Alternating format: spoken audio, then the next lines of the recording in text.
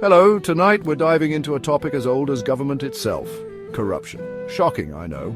It's the age-old story of power, greed, and the little guy getting screwed. Don't think for a second this is ancient history, folks. It's happening right now, all around the world. Governments entrusted to protect their citizens often end up exploiting them. History is littered with examples, from Roman emperors using the treasury as their personal piggy bank to modern-day dictators lining their pockets while their people starve.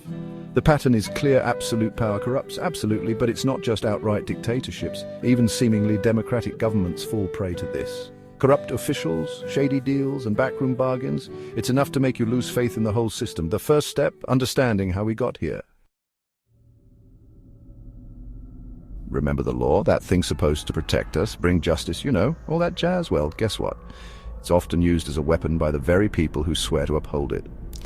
Governments throughout history have perfected the art of twisting the law to serve their own selfish interests. Think of it like this: the law is like a really good lawyer. It can be used to argue pretty much any side, depending on who's paying. And believe me, corrupt governments have deep pockets. They manipulate laws, create loopholes the size of the Grand Canyon, and generally make sure the scales of justice are tipped firmly in their favor. They'll slap you with a fine for jaywalking, while their buddies embezzle millions. They'll throw the book at a petty thief while turning a blind eye to their cronies engaging in insider trading. It's enough to make you want to scream, "That's not fair."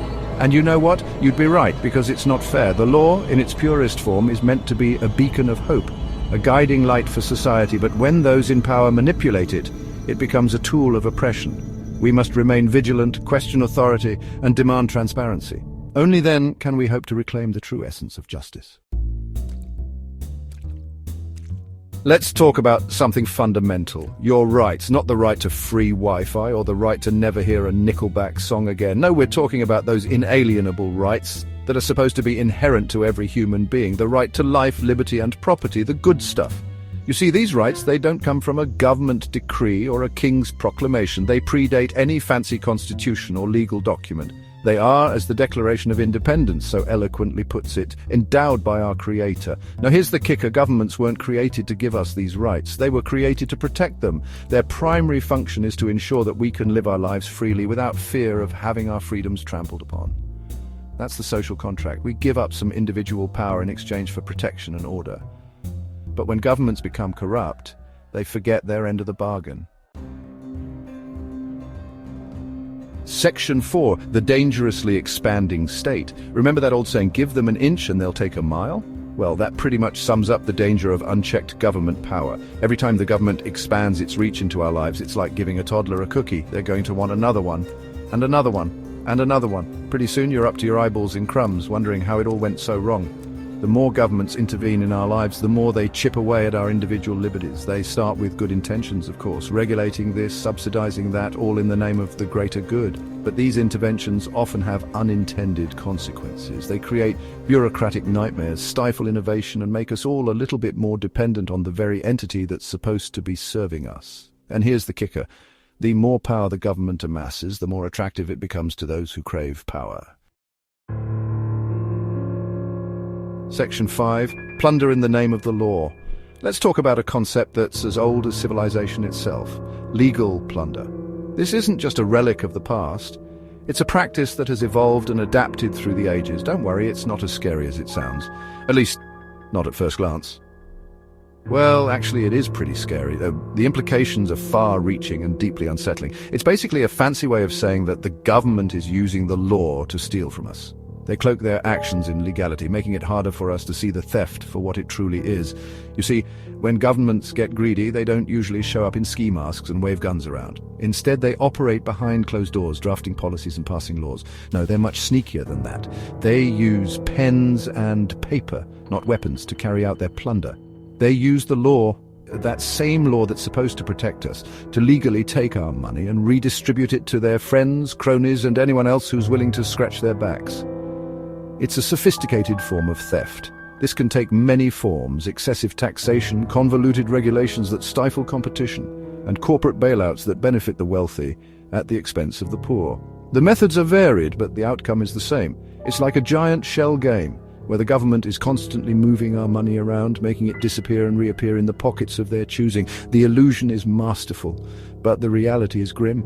And the worst part, they try to convince us that it's for our own good. They tell us it's necessary for the greater good, for stability, for progress, but in truth it's a betrayal of the public trust. Section 6. The cycle of corruption continues. Here's a depressing thought. Corruption isn't just a bug in the system, it's a feature. It's a self-perpetuating cycle that's been spinning out of control since, well, forever. Think about it. Corrupt officials get into power, they abuse their power to enrich themselves and their cronies, and then they use their newfound wealth to influence elections and stay in power. It's a vicious cycle that's incredibly difficult to break. And the worst part, we, the people, are often complicit in our own oppression. We become so accustomed to the corruption that we start to see it as normal. Section 7. Reclaiming our rights. So here we are at the part of the show where I'm supposed to offer some hope. A beacon of optimism amidst the shadows of despair, some glimmer of light at the end of this very long, very depressing tunnel of government corruption. It's easy to feel overwhelmed, but we must remember that change is possible. And you know what? I'm going to try, because the truth is, as bleak as things may seem, it's not over yet. We have the power to make a difference, because the truth is, as bleak as things may seem, it's not over yet. We still have a fighting chance to reclaim our rights and build a better future. We still have a fighting chance to reclaim our rights and build a better future. But it's not going to be easy. It will require dedication, perseverance, and unity. But it's not going to be easy. It's going to take all of us working together to demand better from our leaders. We must stand united in our efforts. It's going to take all of us working together to demand better from our leaders. We need to be engaged, informed, and most importantly, active participants in the political process. We need to be engaged, informed, and most importantly, active participants in the political process. This means voting, attending town halls, and staying informed about the issues that matter. We need to hold our elected officials accountable, vote out the corrupt ones, and support those who champion transparency, accountability, and limited government. Our voices must be heard. We need to educate ourselves about the issues, call out corruption when we see it, and never ever stop fighting for what's right. Our vigilance is our strength. Remember, the power ultimately resides with us, the people. Together we can create the change we wish to see in the world.